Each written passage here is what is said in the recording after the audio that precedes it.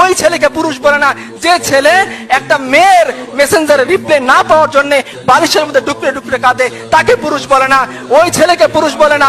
যে ছেলে বিশেষ না হইলে পরে গলায় দড়ি দেওয়ার জন্য চিন্তা করে, ওই ছেলেকে পুরুষ বলে না। ওই ছেলেকে পুরুষ বলে না।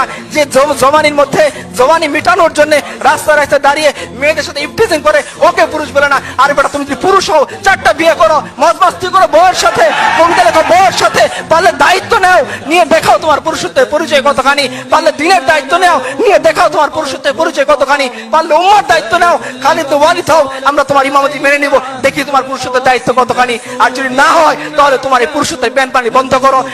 ইতিহাস তোমাকে মনে রাখবে না।